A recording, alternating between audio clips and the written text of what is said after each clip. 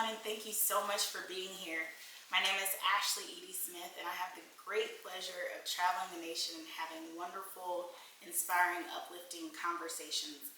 As you all know, the spacesuit travels with me because I believe in wearing the solution and being the solution at all times. When I think about the current times we're in as a collective, the zeitgeist, just where we are as a nation, I think more than anything we need to be able to understand one another.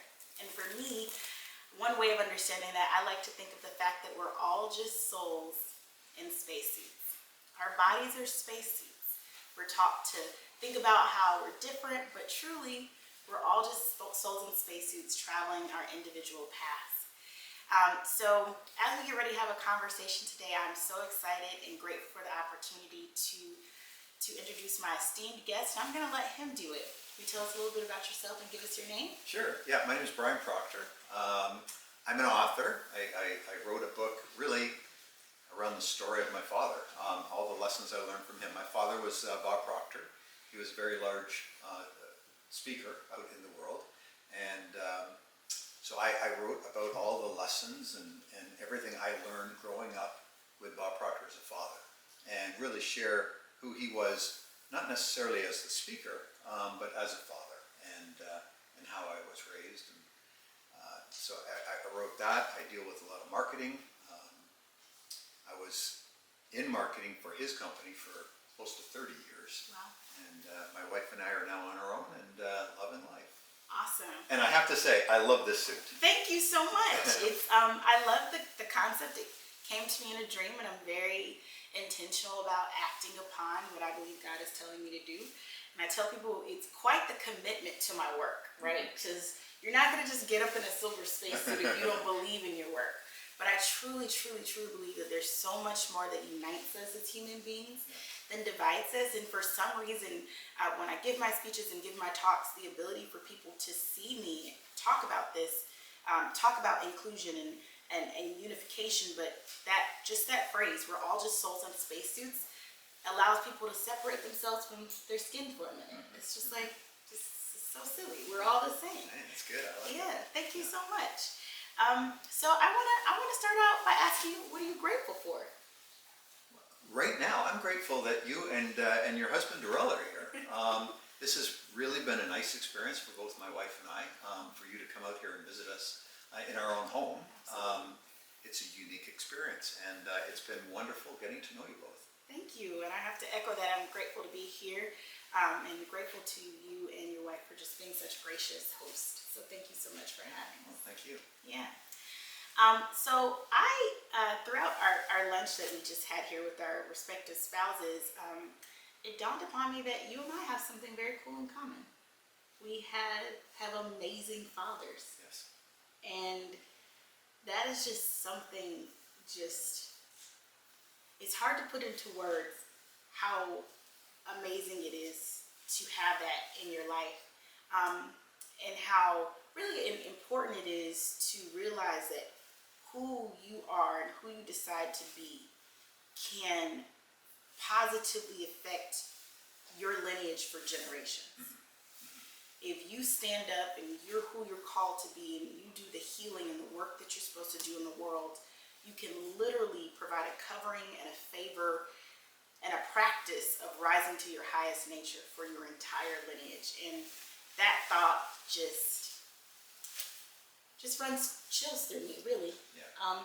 And so I'd love for you just to talk to me about what that's like to know that, from that perspective of having a father like that, and then also how that's influenced your life being a father and now a grandfather. Mm-hmm. Well, it was interesting hearing you talk about your dad, and it sounded very, very similar. Your father is obviously very influential over your life as well, and the relationship you have with your dad sounds like it's very, very close. Yeah. I count myself almost like I'm living a charmed life because of the father that I had. Wow. And I realize that not everybody gets a father like that. Sure. But I really feel fortunate that I did. We had a very, very close bond. And it was a joy to work with him for 30-some years. Yeah. It really was. It was he was the speaker. He was the one that was always out in the limelight, and I was one behind the scenes dealing with the marketing. And now that he's gone, it's kind of interesting. I feel my father working through me, and because I knew him so well, I can carry on his message, not in his way, in my way for sure, but in a unique spin of what he was all about. And I think it's as parents, I think it's just really important to be the best version of a parent that we can be. And I realize we all don't get that, but I do believe that we can make a choice. And once we make a choice to be a great parent and do the best you can and be that best version of you every day, like you said, we can change generations. Yeah. I know my father, he did not have a great upbringing. He was not very close with his father. He was very close to his mother. And he changed a generation. And because of that, it's changed all the future generations to follow. Yeah. And that's a really special thing. Yeah, it's absolutely phenomenal because I think, life is a funny adventure, and everybody can look at their life and say, okay, maybe that was a bad day or this was a good thing, and we can't always control the cards that were dealt. But the thought process of controlling the controllables and doing the best with what you have, right? So, and that's what I hear when you share that story about your father, that he said, okay, well, I wasn't very close to my father, but I'm going to be extremely close to my children. Yeah. And to make that decision that everything after me will experience something different. Right. Yeah. Yeah, I think that's a great thing. And I think the best part is we all have the ability to make that choice. Yeah. And it just is a choice. Yeah. So many times we let our outside circumstances or our environment control the way we think and the way we do things. We don't have to do that. Yeah. We can take control for ourselves and forge a new environment, new circumstances for generations to come. For generations to come. I like to read the Constitution in my spare time because that's who I am. And there is a phrase in the Constitution that talks about how we are called to perfect the union. Every generation of people, we're called to perfect the union, make the world a little better, just for those who come after us. And the term in the Constitution is our posterity. And I think about that term a lot because when I think about my little babies, August and Avery, I want them to be able to look back and not even their children, their children's children, to look back and say, well, my grandmother, my mother was willing to be brave. Right. She was willing to step out. She was willing to heal. She was willing to do whatever it took to become her best self so that we could even, be a little more free and have a better life. So, talk to me about what you've had to be brave about. What have you had to step out on and do that will affect generations to come after you? I think if I'm to say anything, it's really about stepping into your own power. That's something I learned from my father. He just stepped into his own power. Yeah. And when I first came up with the book, I'll be honest with you, doing interviews, getting on podcasts, that was uncomfortable for me.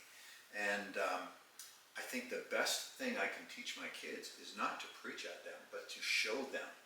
And so I showed them that I was willing to step into the uncomfortable, to do what was necessary to get the word out, to get the message out. And I think, boy, if we can live by example and show our kids a positive way of doing things, I think that's the best way to teach them. And I think you talk about posterity, that's the best way to do it. Nobody likes to be preached to. No. But boy, oh boy, when you watch somebody close to you, like your parent, step out and do things that is uncomfortable for them, but they do it anyway because they want to live a better life and show others how to live a better life. I think there's far more value in that. So. Absolutely. And the name of your book is My Father Knew the Secret. It is. Yeah. What is the secret, Brian? Well, here's the interesting thing. I get asked that quite often. And there's no one secret. I think when you read the book, there's different secrets. There's different things in there that will touch different people depending on where they are at life. Yeah.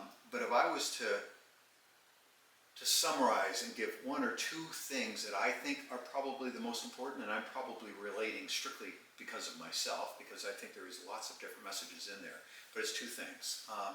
The first is, what can you do to be the best version of yourself every single day, every day, and consciously choose to be the best version of yourself every day? That's the first secret. I think if we do that mentally with awareness, I think our lives will be different. Yeah. We'll treat those around us differently. Sure. And that's really important. The other thing I would say really is something I learned from my father. Literally, he kind of drove it home to me right before he passed away.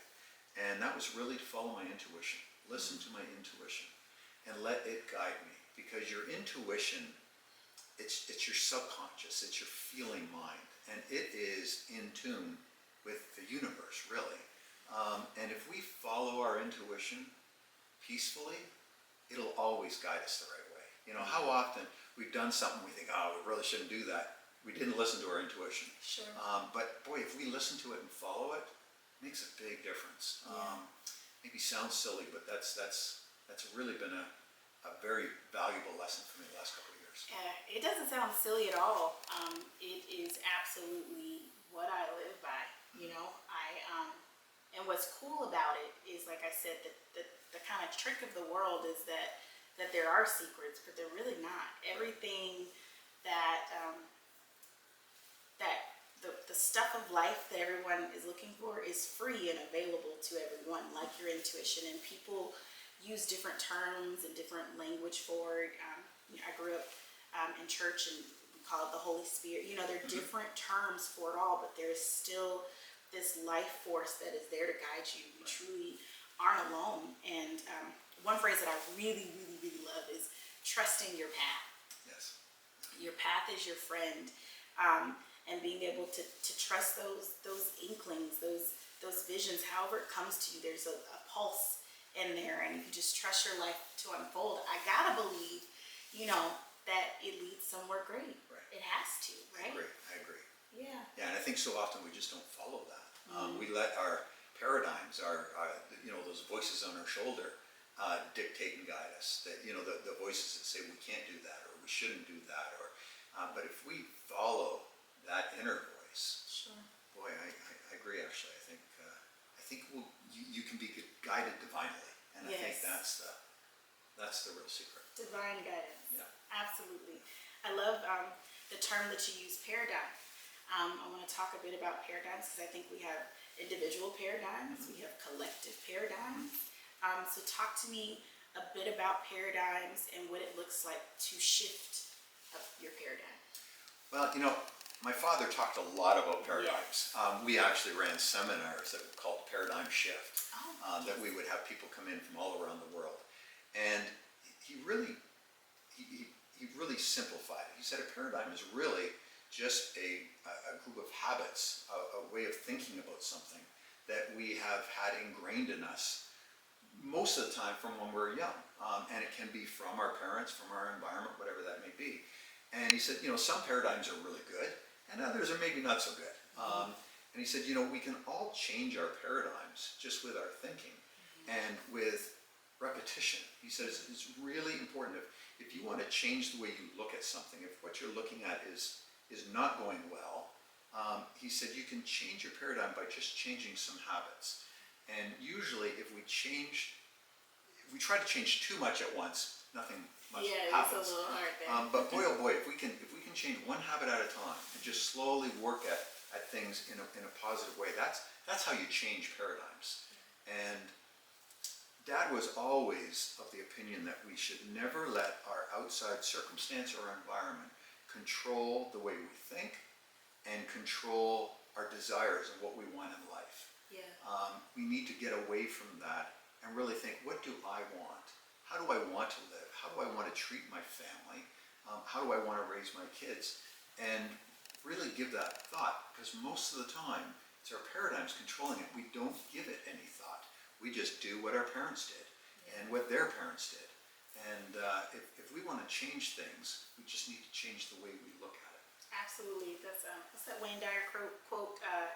If you change the way you look at things, the things you look at change. That's right. That's Wayne Dyer. Yeah. Absolutely. And I actually, honestly, when this vision of the suit came to me in a dream, it really is a paradigm shifting suit, because I'm trying to get people to see that we're just the same. There's nothing that divides us. We're all doing the best we can. We all want the best for our children. We all want to just do the best we can. We can just start seeing one another like that's a soul in there. You know, they're on their own path. You know, it doesn't matter what color that person's spacesuit is. You know, it just matters that that person is a soul on a journey, and they deserve, you know, as much love and respect as I do. You know, and one of the biggest compliments, and this is in my journal probably millions of times. I will never forget the biggest compliment I ever heard my parents get. I was coming down the stairs, and we were having guests over. So we rang the doorbell, you know, like normal, to come in the house, and a mother and her daughter walked in the home, friends of ours. And the daughter was a little bit older than me at the time, and she walked in, and she looked up because I was coming down the stairs to say, hey, and she goes, this home feels like peace. And that really, I mean, I was just a kid at the time, but I can go back to that moment, like, at any point, because it resonates with me more now that I'm a mom. And I talk to Darrell, and I talk about this all the time, how it's our responsibility to create and maintain the atmosphere of our home, because that our children are growing up in that, and that atmosphere is doing things for them that we won't even know until they're adults. And so my home feels like peace. You know, peace is a blessing. So talk to me about like what you did. What was the atmosphere like in your home? What did it feel like? If you could choose an adjective or a noun, what would it be? That's a question I've never been asked. I would say supportive. Supportive was always the way I felt. Never felt judged. Was always supported. Was always encouraged. That was really the values that were around us growing up. It was just, you know, I don't know, I'd say I felt invincible, but it was almost to that level, because, you know, I just grew up feeling like I could do anything. Because of the way I was taught. And that was a really good thing. And you know, I love that whole sense of peace thing. I think that's so important. I was on an interview earlier today, and there was a fellow that came on that had a question, and he was trying to sell his services.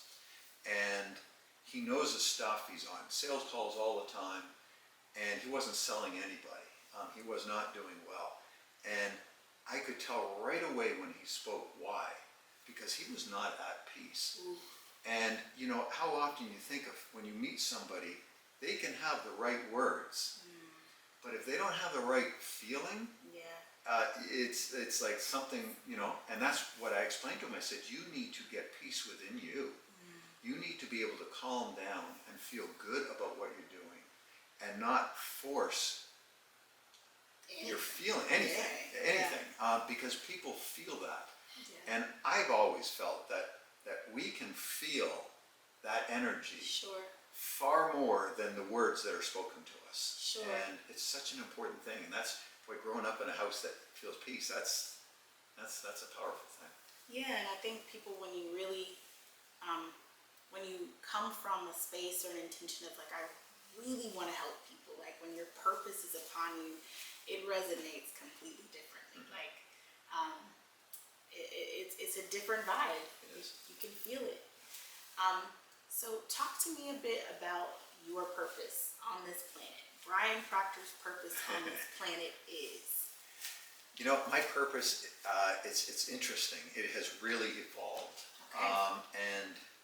I have really come to own the fact that I think I can show people how to live a better life. Yes. And that's it. It's nothing earth-shattering. You know, my father gave me so many gifts. Sure. And I'm living a great life because of what he taught me. And I feel that it's, I don't know, it's my duty, but it feels right to share that message with others. Sure. And for me, that's kind of my mission, is just to show people how to live a better life. Yeah. How we don't have to let our current circumstances control the way we think, control how we want to live. Yes, it might control us for the near future. Sure. But boy, oh boy, if we can open ourselves up and see what we're actually capable of, we can pull ourselves out of any situation. Sure, and even if you're living in a reality that's not your preferred reality, the awareness of the fact that, wait, this is just the product of the level of awareness I had before. Right.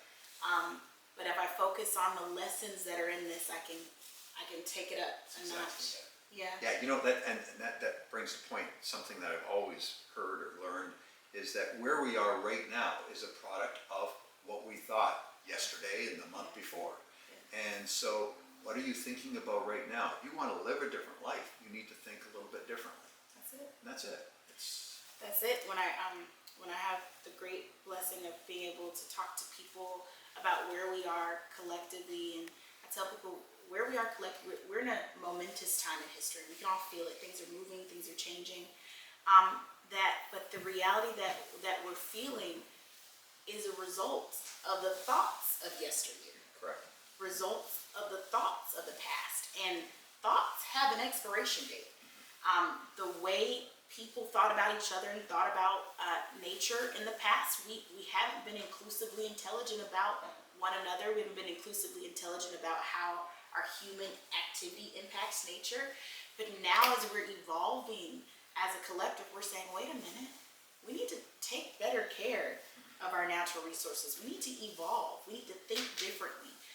And I try to remind people that while these problems feel daunting, that's just where we are. Right. And we are truly, I believe, on everything, because I know like the headlines are crazy and things seem scary, but I truly believe that we are creating better worlds, because I'm in rooms nationwide where conversations in big groups are coming together to say, how can we create better solutions? So one way that we connected was through our love of nature. Mm-hmm.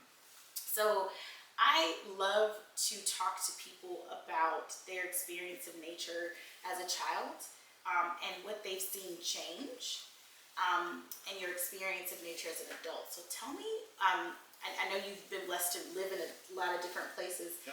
But tell me of your experience of nature as a child. So as a child, we always went up to my, I called her Nan. She was my grandmother, my father's mother. She had a cottage in northern Ontario. And we would go there every summer. And I just remember always being at the cottage on the lake, okay. Whether it was fishing or going to the ponds, hunting, for frogs to find and put them in a bucket and then let them back out again. It was just always out on the water for me. That water really resonates with me.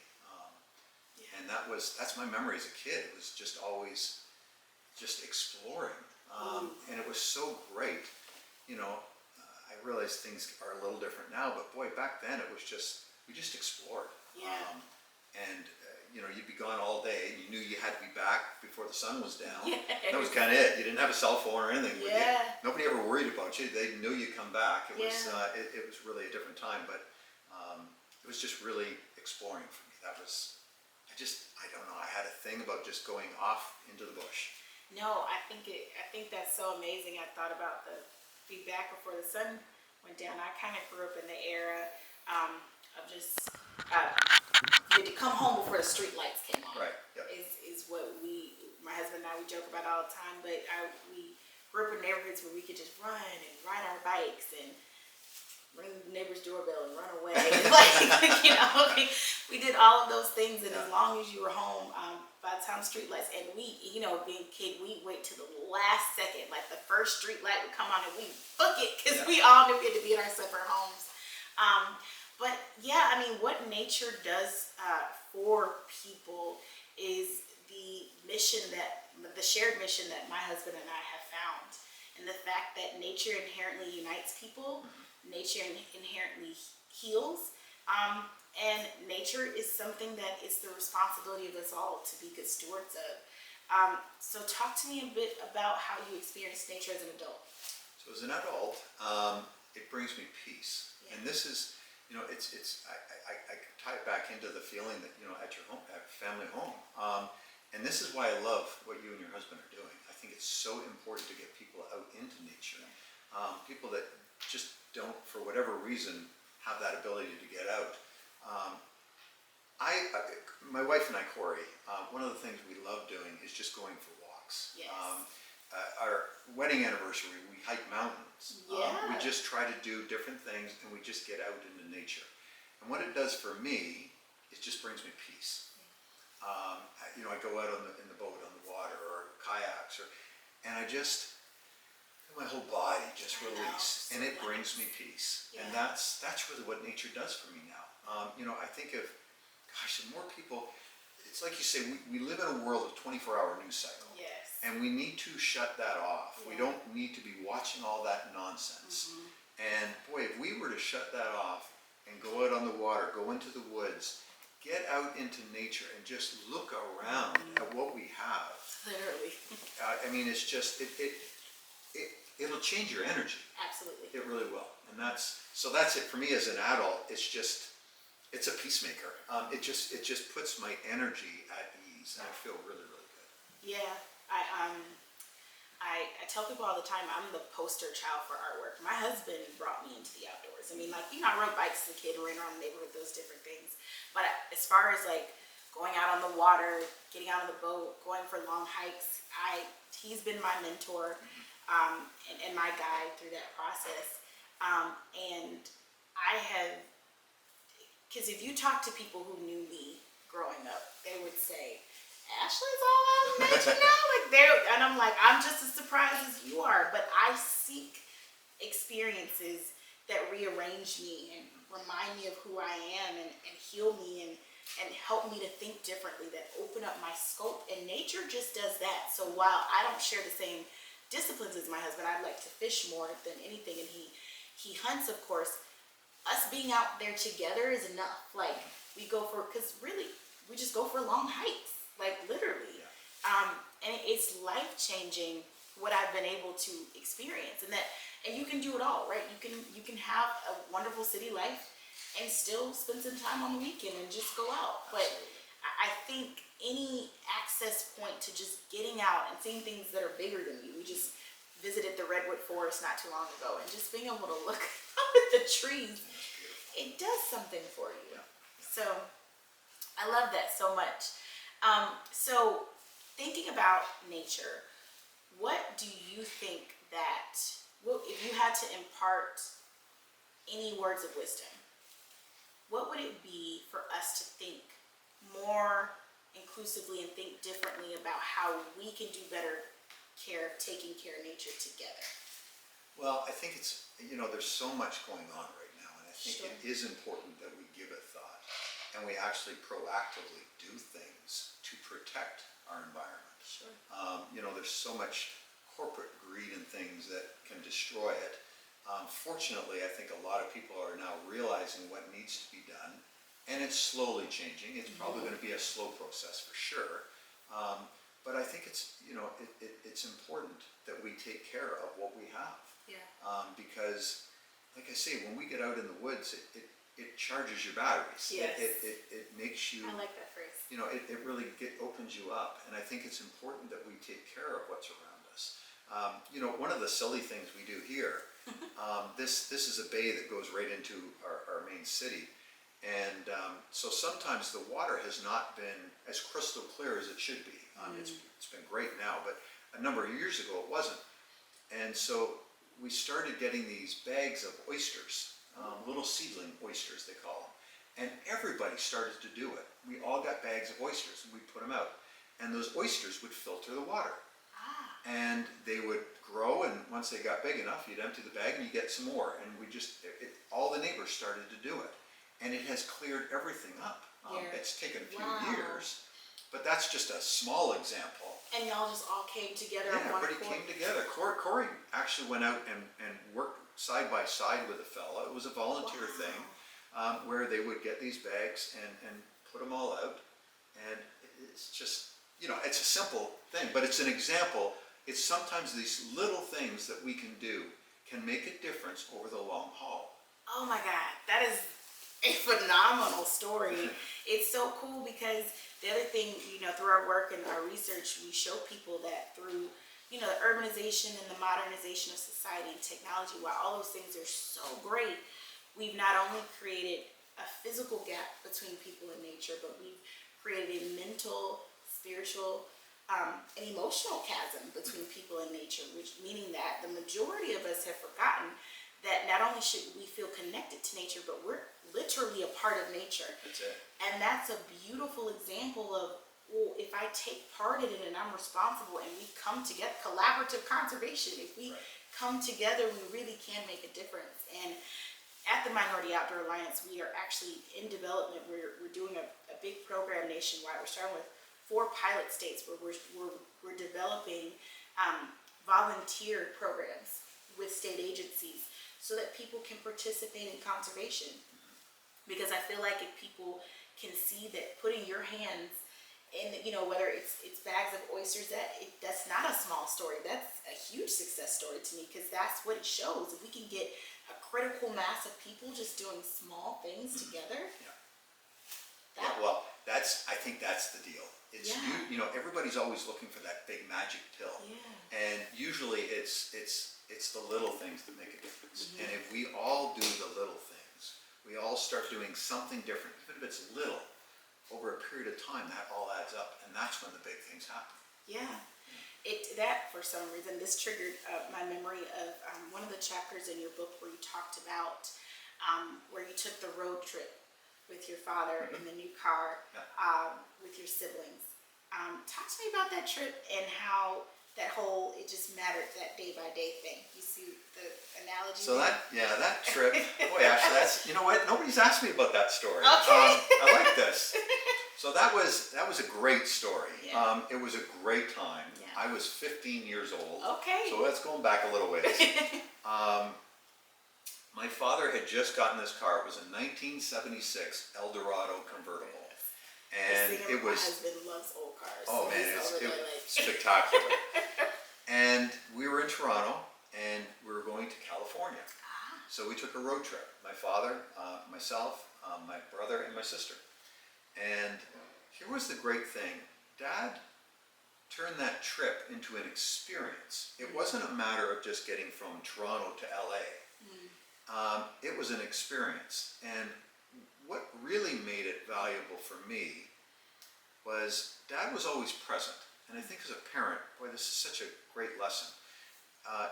When we were driving, if there was something any of us wanted to see or something we wanted to do, we'd do it. We'd stop and do it. I can remember we were going through Arkansas or somewhere, and I saw this river, and I said, Dad, I just want to fish there for a minute. And at that time, I had one of these little things called a pocket fisherman. I don't think they're around anymore, but I had that because it didn't take a lot of space, and we fished for half an hour. That's so cool. We were going through, I think, Kansas City, and there was this Dalton Brothers big festival thing, something, and my sister wanted to see it, so we stopped, and we got in the festival. If we saw a motel, I can remember one time we saw this motel, and thinking back to it now, it was a hole-in-the-wall motel, but they had this pool in the front, right by the highway. And we're like, wow, it'd be fun to go swimming in that pool. Let's stay there. And so he would just let us all make decisions on what we're going to do. And we lived in the present moment. It wasn't about just getting there. It was about experiencing the journey. And we stayed at that, hole-in-the-wall motel so that we could swim in the pool. It was just, it was a great trip, and it was a great memory for me. A core memory. Yeah, and it was just, it really made me aware of what it means to be present and to be open to the possibility of whatever's going on at that moment. And because of that, when my children were young, I always took special time with them. I would take them for a weekend. I would take each one individually, and we'd go somewhere different, and I would let them choose whatever they wanted to do. And boy, boy, it's such magical times. And my kids still talk about it. Oh my goodness. Yeah. Darrell and I are gonna have to do that. There you go. I'm gonna get a little older and say, "What do you want to do this weekend?" Just let them. They don't even need to be a little bit older. Oh, you think we can start now with 4 and 3? I did that when the kids were the age of your Really? kids. Yeah. Okay, well, I'm gonna take that. We're gonna report back. We'll start now. Yeah. You're right. They really could kind of direct us and tell us what to do. Well, we're definitely gonna do that. So this has just been a wonderful conversation. I really just want to thank you again for your time. Is there any story that bubbles up within you right now when you think about your father? Anything you want people to know about your book and your work that you want to share? Well, I hope you go out and get the book. Yes, You can absolutely. go to brianproctor.com Absolutely. and you'll find where you can get the book on Amazon or wherever. Final message is just this. I wrote it in the beginning of the book and at the end, and that is, what would happen in your life if you were the best version of you every single day? That you consciously chose to be the best version of you. I think we would live a better life, we would treat those around us better, Yes. and we would create a better environment. And boy, oh boy, if we can all do that, we're in a great place. So that would be my final thought. I truly love having you here for this. Thank you. I'm so excited. And I appreciate the opportunity of just being able to chat with you like this. Yeah, me too. I love that so much. The book is now a staple in my collection. As people know, my husband and I and my family love to read. And there are just some books you encounter that really change you, that hold a mirror to you so you can see yourself, see the person you want to become, see the type of parent you want to become. And I want to give you your flowers. Your work has done just that. You are more than carrying on your father's legacy. It is living, breathing, and moving to you and through you, and reaching lots of people, because it reached me all the way down in Atlanta. So I want you to know that, and just everything you shared, the lessons, who it made you, how it formed you. So I want to thank you for having the courage and the bravery to do that work, because Thank you. it's one thing to have the desire, but Right. it's another thing to do it. Yeah. And it was fun doing. Yeah. I think if I can share one final story. Oh, absolutely. And I kind of have one more question too after that. Okay, go ahead. So one of the things that I share in the book that has really resonated with a lot of people, and I think it gets back to being the best version of you every day, that can change lives, and not only your life, but everybody around you, is a lesson I learned when I was 9 years old. Okay. So you probably know where I'm going to go with this. When I was 9, we had just moved to Chicago, and I was going to be starting grade 4. So what you need to know is I was born in Toronto, so I started school in Toronto. A year after that, we moved to London, England. So I started at another school in England. Yeah. A year after that, we moved back to a different area of Toronto. So I started another school there. And then we moved to Chicago. So by grade 4, I'm in my 4th new school, and I was that perpetual new kid. And I can clearly remember it. 9 years old, I can remember this as clear as a day.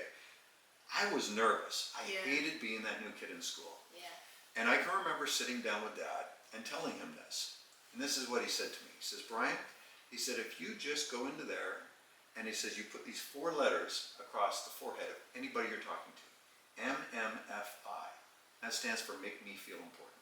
He said, if you can make everybody you speak with feel important, feel seen, feel heard, he said, you're going to make friends really quickly, and you're going to get on really well in this world. And it's true, it worked. And he said, the key is to be genuinely interested in who you're speaking with. Sure. Not just for show. In today's day and age, we've got these phones and everything. It's like, when you're talking to somebody, put your phone down. Yeah. And don't be searching the room for somebody else to talk to if you're at a party. Be sincerely engaged and interested with who you're speaking to. Yeah. And if you can do that, you're going to make friends for sure. You're going to make great business acquaintances. One thing I have learned that by doing that is I have made really good friends. Yeah. And my business has always grown because people want to deal with me. Sure. That's a great thing. So that was a really valuable lesson that I learned from Dad that I have used my entire life from that point on. Yeah. And it's made a difference. It's made the way I look at people I talk to. and it's made a difference in the way I interact with them. And I think if we can do that, that's a good thing. So if you wanted a final story, there's No, it's gonna, the hardest thing is gonna be to stop recording with you, because I just feel every time I'm like, that's okay, something else bubbles up, because it's just, it feels really good. Yeah, that is a phenomenal message, and I think it does come back to realizing that we're all souls on a journey, and that person, that soul in front of you is just as important to the tapestry of human history as you are, and they're figuring their way out. And so a pastor that I had, Reverend Kimbrough, he married us, and he's got a long history with our family, because my grandmother was actually his teacher. Wow. I know, it's really cool. I think of him all the time. I feel like God just, every time he baptized our two children. We had to get them baptized after COVID, and we baptized them together. And I had this moment when I was looking out into the church, and I thought, man, did seventh grade? He's in his 80s now, but if to know that in the seventh grade, that when my reverend was sitting there, and my grandmother was teaching him, that we'd be helping each other and imparting love and knowledge and wisdom to each other for generations. And now, not only did he marry us, but he baptized our kids, he confirmed us, so you never know why a person's path crosses with yours, but if you can just be the best you can, maybe it's for 2 seconds, maybe it's for half a second in an elevator, maybe it's something that spans generations, like my reverend and my grandmother, but every time your path crosses, if you can just treat them in the way that your father taught you, that's really the key. It is the key. You can change the course of somebody's day just in the way you treat them. Yeah. Because, like you said, we don't know what the other person's experiencing. And it can be a simple smile up to the barista at a Starbucks or whatever coffee shop you're in. It could be anything. You just don't know what that person's going through. And by treating them as something extra special, you can change the course of their day. Absolutely. And ultimately, you can change the course of their life if your interaction is even more involved. Absolutely. I want to pivot a little bit here. I think, that they're just hard things in life. Like, they're hard things to deal with. And when it's time for, we all have a day where we're born into our spacesuits. We call it our birthdays. And I like to tell people right now, we're living in the dash. We're all living in the dash. Yeah. And while we're living in the dash, it is our responsibility to be the best version of ourselves, as you say. And one day, there's going to be a day where we leave our spacesuits. And you talk very tenderly and beautifully about that in your book as a tribute to your father. And there is a story that I was just blown away with. Can you tell us about the moment that he did something to you and for you as kind of in his final days? Do you know what I'm talking about? And I see you. I think I do. Yeah. Are you talking about the mask thing? Yes. Yeah. So, those final days, as you know, that's the first chapter that's in the book. And I'm not afraid to say that was the hardest thing in the world to write. Yeah. My father was such a special man. He just knew what you needed, and he has such a way of showing love. Well, he died really at the end of the COVID era. So when he was in the hospital, he was in the intensive care unit. So going in there as a visitor, you had to be masked up, gowned up, gloved, the whole shebang. Yeah. And they were really good. You were only supposed to be in there for no more than an hour. But they knew Dad was going. And they would let me stay in there with him for hours upon hours. And Dad never wanted me to leave. We held hands. Yeah. He'd drift off to sleep, and he'd wake back up, and we'd still be holding hands. And one night, it was probably 11:30 at night, and I'm not a night owl. I was a little tired. And Dad knows this, because we were both morning people. He said to me, Brian, you go home and get some sleep. And I said, okay. And so I went to give him a hug, and as I was going in to give him a hug, he says, lift that mask. So I lifted, it was like a shield. I lifted the shield, and I leaned down and hugged him. Well, he pulled the other mask off of my face, and he gave me a kiss right on the lips. And oh my God, I just think back to that. It was just such a, it's not something that father and son that I mean, the last time I remember kissing him on the lips, I was probably a child. Sure. But that moment, that tenderness of love that he showed me, it also showed me how he felt towards me, and Yeah. just gets me emotional. It was a really, it was a moment I'll never forget. Yeah. And I think even my husband and I talk about this, especially now that we're raising a son. Tenderness is kind of something that men are taught, kind of not to show. Like, man up, be a man. You guys know what you say. And to have the bravery to know in that moment, there's nothing more manly that he could have done. He needed to get something to you in that moment. Just even that is just so powerful. Just, I believe in your book you referred to it as like he felt like he was transferring something to you. Yeah. Well, I just think, it's here's the thing. I always knew how Dad felt about me, and he always knew how I felt about him. And the one thing he always said, he says, you should never leave it unsaid. Ooh. When you feel something special about somebody. You should always share that with them, because you don't know how life can change, what can happen. And I'm fortunate. I had zero doubt around what my father thought of me. I don't ever have to worry about it. And he thought that was an important thing. And I agree. I think we all need to let those close to us know exactly how we feel. Yeah. I think it's an important thing, and I think it builds character. I know it can be looked at as the opposite. And I disagree. I think it really builds character. And I think, boy, you want to be a tougher individual. Know that you're loved. Ooh. And let somebody know that you love them. Yeah. Unconditionally. Unconditionally. Yeah. Yeah. No, that is so beautiful and powerful. It got me emotional too, because thinking about the fact that we're all living in the dash and we're only in these spacesuits for a certain amount of time.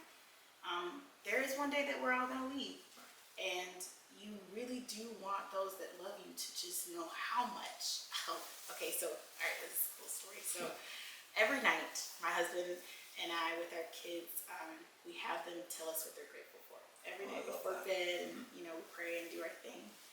And one night, our 4-year-old, literally out of nowhere, goes, "I am so grateful to be on the earth with all of you at the same time." Wow. Now, when your 4-year-old says something like that, he and I are looking at each other like, that is the most profound, beautiful statement ever. Because, we could have been on the earth at different times, but for reasons larger than all of us and larger than we understand, it was so called and so divinely ordered that Bob Proctor was your father, and that y'all were on earth at the same time. And it's like when you start looking at your children like that, like, I am so grateful, dear 4-year-old, that I am on the earth with you at the same time. Like, that is just, it blows my mind. And it's really wonderful how children change you. And I think back to that, and we'll say it now too. I'll be like, I'm grateful that I'm on the earth with you at the same time. So I'm sure you share in that gratitude, that you're grateful that you're on the earth at the same time as Corey and your dad and your siblings. So I just, knowing that you're loved and that you're supported and you're not alone, those things go a really long way. They really do. Yeah. Well, you guys, I don't even know how to stop this, like I said, because it is so nourishing and so life-giving. I want to thank you again for your time and your graciousness and your knowledge and your commitment to your work. Like I said, if you truly seek to live a better life, you truly seek to be a better person, a better parent, please pick up My Father Knew the Secret by Brian Proctor. And please always remember that, we're all souls on our journey. We're doing the best that we can. And it truly is our responsibility to become the best and highest version of ourselves, and to be good stewards of what we've been given. We've been given life and breath and hope and opportunity, and we've been given natural resources. So we should take it upon ourselves to be good stewards of our lives and stewards of our natural resources so that those who come after us can live the best version of their lives as well. Thank you.